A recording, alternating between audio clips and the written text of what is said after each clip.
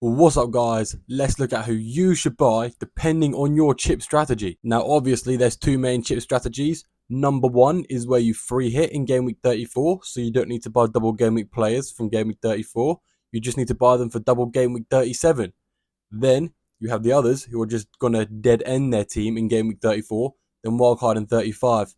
Meaning those guys, including me, our sole focus is to get them double game week 34 players. Now I'm going to be putting up some stats on the screen. All of it's going to be abbreviated, and if you don't know what it means, I'm going to put it in the description, or at least I hope I can remember to put it in the description. Also, we're going to start with double game week 34 players to buy. So if you're on free hit double game week 34, I'll put the time in the description as to when we move on to double game week 37. If you're one of those people that doesn't have a free hit left and doesn't have a wild card 2 left, then first of all, get better, and secondly, you can choose whichever one you want. Do you want to do better in game week 34 or game week 37, or just take a million hits to get from point A to point B? Now, in terms of double game week 34 players, we're going to be starting with Arsenal, and to be honest, it would be so ideal if we could get 4 Arsenal players instead of just 3, because first of all, you have that double Arsenal clean sheet with Saliba, Gabriel, or Ben White. Just pick 2 of those 3. They're the most nailed on ones, and it's like they're keeping clean sheets every week at this point. They're just so solid, so nailed, with some pretty good games coming up as well. On top of that, obviously you got Saka in midfield, the must own. He is the Arsenal player you must be having in your team. Adding on to the Arsenal defence, you also have Kai Havertz, which I did not picture myself saying at all. But yes, Kai Havertz is there with the expected goals, the expected assists, and he's been backing it up with some actual goals and some actual assists, playing as striker for Arsenal. He's been doing very well, a very good FPL asset to have at only 7 million. So the main thing with Arsenal is you want to have a triple up on Arsenal. Whether you go double up on the defence like I have, or you double up on the attack, that's up to you. Either way could be very nicely done. There's other decent shouts from Arsenal. Maybe Zinchenko, even though he's kind of just a worse version of the other defenders. Obviously, Raya is a great pick too, basically doubling up on the Arsenal defence again. And then you have Odegaard, who is okay, but for cheaper, Kai Havertz is just better. So I'd probably prioritise him unless you really don't want to go with Kai Havertz. You can pick Odegaard. It's not a bad idea. Moving on to Liverpool now, I do believe a triple up here is good as well, except this time, I don't think you should even back more than one defender. In fact, you'd be okay just tripling up on the attack and getting none of the Liverpool defenders, because first of all, we don't know which goalkeeper's going to play. We don't know which right back's going to play, or at least I don't at the time of recording this. Maybe we get some news in a couple of days. I don't know.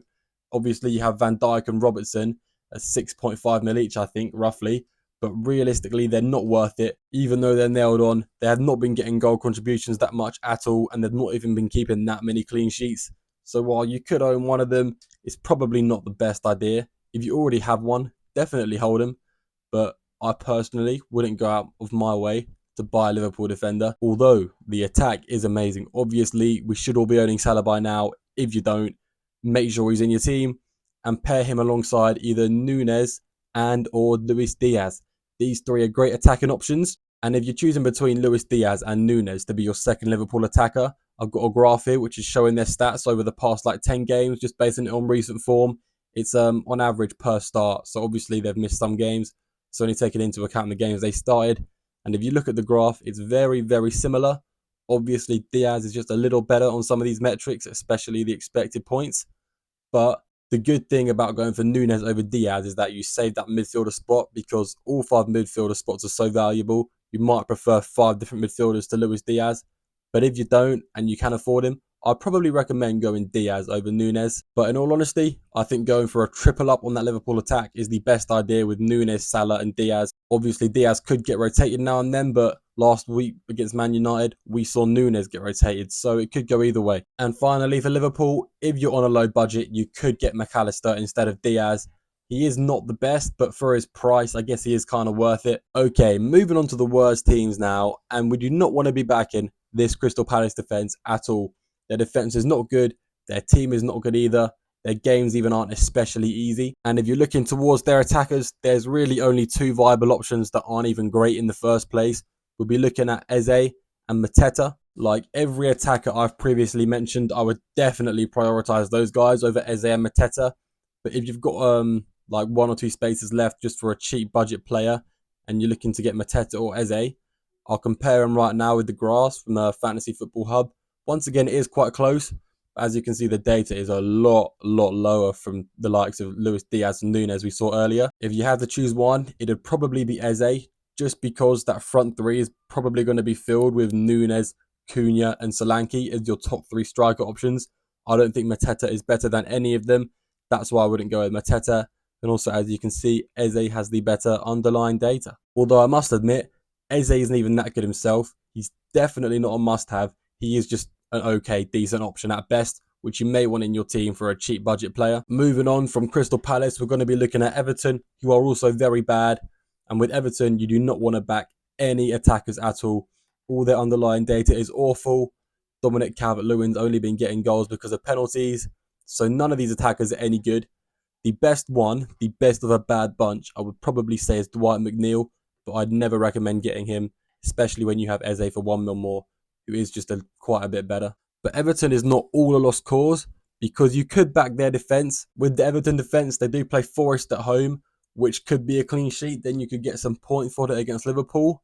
But the main thing is probably Jordan Pickford, because Everton face a lot of shots, and Pickford can get a lot of saves in that Liverpool game. And if he can pick up a clean sheet in that Forest game, then he's going to be looking at a double-digit haul in this double game week. You could also take the risk on an Everton defender if you wanted to, but if you're doubling up on the Arsenal defence, you probably won't need to, because you're only going to have 3 defenders at most. So yeah, Everton is mostly an avoid as well. I am biased saying Jordan Pickford because I have Pickford, but there's a reason I have him. I think he's the best goalkeeper option for double game week 34. Now we are moving on to yet another bad team, and we have Bournemouth. To be honest, guys, I know a lot of us have Bournemouth players, and they're definitely worth holding ahead of a double game week, but I would not be going out my way to buy any Bournemouth players, except maybe Solanke, but pretty much all of us have Solanke anyway. Semenyo's okay, but once again, you've got so many better forward options. Looking at all the Bournemouth midfielders, they're all dreadful. You do not want to be picking any of them, and their defence is a whole other story. I've got Zabarnyi, and I'm going to hold him, but I do not think he's going to get any clean sheets. I think he's going to get 4 points at most, which is okay point fodder for a cheap defender. But honestly, very unlikely for Bournemouth to keep a clean sheet. Very unlikely for anyone but Solanke to get a goal contribution, because those 2 fixtures in the double game week are not even that easy. But yeah, let me reiterate, do not sell them if you have them. They're worth a hold, because a double game week player is at least going to get 2 points for both games for playing. Now guys, after looking at a few bad teams, we're finally back onto a good team. Well, maybe not so much of a good team, but they've got some good FPL options. There's 3 in particular from Wolves that I want to talk about. That is Aït-Nouri, Hwang Hee-chan, and Cunha. Now, first of all, Aït-Nouri's injury isn't too bad. He is expected back next week, or at least they're hopeful for it, meaning he should be back for double game week 34. Now, Aït-Nouri is good. I know he's only scored his first couple goals this season quite recently. The thing is, he's got the expected goals to back it up, meaning it's quite reliable data, and he could maybe do it again. He also got an assist for winning a penalty in game week 32, which is very nice. Shows he's a forward-thinking player. Now, obviously, with the likes of Hwang Hee-chan and Cunha, we already know how good they are. With Hwang Hee-chan, just check to see his minutes in game week 33. If he even gets put on as a sub, I definitely think that means he's starting for double game week 34 in both games. If he doesn't play at all in game week 33, then he's still an okay option, but it's very risky, because obviously he needs to build up his match fitness now. And Cunha, he's fully back match fit, and before he got injured, he was on fire. There was nothing stopping him. He was scoring goals left, right and centre. Obviously, there's no data to look at based on his recent form, because he's not played any games, but he's definitely a good forward option I'd be picking for my double game week team. I would go to say he's even worse than Haaland for. Obviously, Haaland's not as good as he used to be, and he's playing away to Brighton, and Cunha's got the double. Looking at the fixtures too, Bournemouth at home, that could be a clean sheet for Aït-Nouri, and it could be a few goals for Hwang Hee-chan and Cunha. And honestly, playing Arsenal at home, I do see Wolves scoring once, maybe even twice. Despite how good the Arsenal defence is, the Wolves attack is also pretty decent. So having Cunha and Hwang Hee-chan, don't be scared of that Arsenal fixture. They could do quite well because they're playing at home. And finally, we have Sheffield United. Here are all the good options from Sheffield United for your double game week 34. Okie dokie, next up we are now looking at the double game week 37 assets / double game week 35 assets, because yes, Chelsea and Tottenham have 2 double game weeks in the space of 3 game weeks, which is making them quite appealing. But first, I want to talk about Chelsea, because I don't know what to do here if I'm being completely honest. They do have 2 double game weeks in the space of 3 game weeks, like I said, but they only have 1 good FPL asset. I'm telling you, their defence is awful, They concede at least 2 goals every game. I think they've done it for like the past 10 games, including games against Burnley and Sheffield United, who have the worst attacks in the league. They've got Cole Palmer, who's been doing all right with the penalties. Open play wise, he actually doesn't do that much. The assist he got last game, it wasn't great. The goal he got against Man United was a deflection. So, to be honest, I'm not even sure of picking him. That's a lie. I'm obviously going to pick him to be safe. But apart from Palmer, I really don't think you need any other Chelsea asset, despite the fact of how many games they're playing. They're just so bad. If you were going to pick another Chelsea asset, I'd maybe say Petrovic because he can pick up the save points. Maybe Gusto because he does have 8 assists in all competitions this year, which is also pretty nice. But they're not must-haves.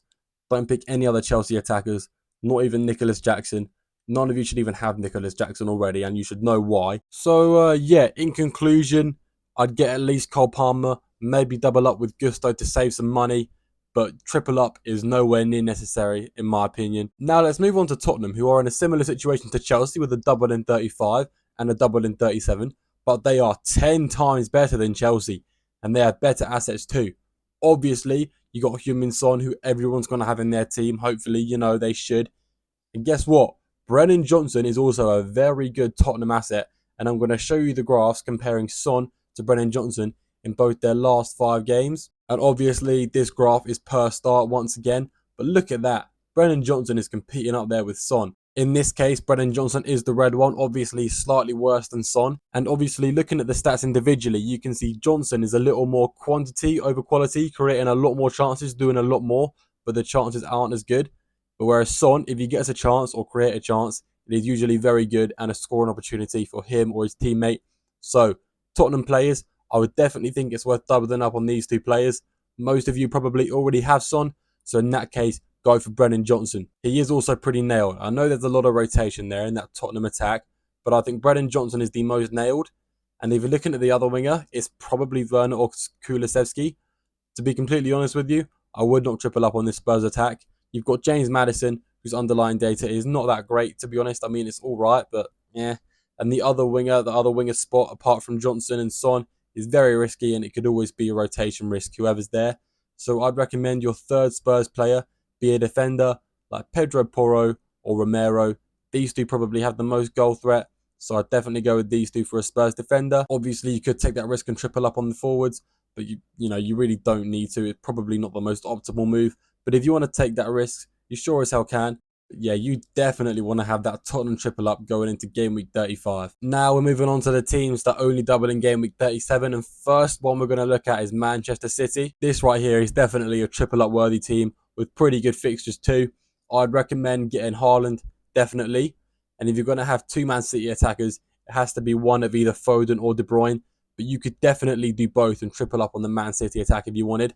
I personally would prefer Foden over De Bruyne because Foden is a lot more reliable, rotated a lot less, and he's a bit more consistent. On top of the fact he's cheaper, you definitely want to be looking at Foden before you look at De Bruyne. But if you already have De Bruyne, definitely don't sell him for Foden. That's just a waste of time. If I was going into double game week 37 with a Man City triple up, I may choose to back a defender as well because there's a lot of good attacking options, and I may not want to use 3 of them all just on Man City players. I may want to go with a Man City defender, even though every single one is at a rotation risk. If I had to recommend you guys a Man City defender right now, I would have no clue as to who's going to get benched for the next game. Obviously, it's a little easier to predict. Now Walker's out injured. Now Ake's out injured. It really does leave you like left back and right back spots to Gvardiol and Rico Lewis. But you never know. Pep could just play a back 3 for no reason whatsoever. He is capable of it. So be careful with them Man City defenders. Back away from them for now. But yeah, definitely another triple up worthy team. And up next, we have Brighton. Now Brighton, honestly for me, they are a massive avoid. Okay, in their last 5 games, they have scored 2 goals and conceded a bunch more. There's no standout player. The defence is not standout good. They got lucky to keep a clean sheet against Brentford. They are not a team you want to be looking at whatsoever. I'm not going to recommend you any players from Brighton unless anything changes closer to the game week 37 deadline. Now, guys, we're on to the final 2 teams for double game week 37. First one we're looking at is Newcastle. You have pretty good fixtures from game week 35 onwards. So there's definitely at least a double up you want in that Newcastle side. maybe a triple up two. Your best two options are easily Gordon and Isak. The best two attackers for Newcastle, the most nailed attackers for Newcastle. And Newcastle, they are good at going forward. Their defence is woeful, but we'll get onto that in a bit. Gordon has only ever blanked in one home game this entire season, so obviously you want to back Gordon because he will get a return in those home games. And Isak on penalties for the rest of the season because Wilson ain't playing anymore. And obviously he's their main goal scorer, he's the striker. So you want to pick him. He's pretty underpriced as well. I think his value is a little cheap. Moving on to the defence, while it is not good, I'm pretty sure they do play Sheffield United and Burnley before double game week 37. So you could get away with picking Dubravka or maybe a cheap centre-back from them because let's be honest, there's no rotation risk. All their defenders are injured. Maybe you want to pick someone like Dan Burn. He's a pretty good shout, to be honest, because he does sometimes get in the box and get close to scoring a goal, maybe even picking up an assist. Now we are on to Manchester United. Guys, this team is very, very inconsistent. They do have some pretty good games leading up to double game week 37. Their actual double game week is quite tough, although they're both home games to Arsenal and Newcastle. I do see them scoring a goal in at least both of them. Quite a few against Newcastle, considering how bad their defence is. So, there's two attackers I'd recommend you guys pick from this team.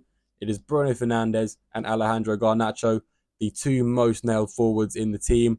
Rashford and Antony get rotated. Even Højlund gets rotated now and then. And while Højlund was good a few game weeks ago, right now he's pretty stale. He's not getting any chances. And when the chances do present themselves, he doesn't do anything with them. So for now, I would stay away from picking Højlund in your team. And to be honest, I'd say Bruno is better than Garnacho, only just. And the only difference is that Bruno is on penalties. Apart from that, their underlying data is pretty similar. And if I was to pick a Man United defender, I would probably back Onana purely because he's facing loads of shots and he can easily pick up those save points and get lots of bonus points if a clean sheet does present itself. But yeah, guys, I say at least 50% of these double game week teams are pretty bad. So it's about picking the right assets, picking them at the right time. It's going to be a very close call on some of them, but it's going to be quite exciting. But yeah, guys, that will be it for your transfer recommendations depending on your chip strategy.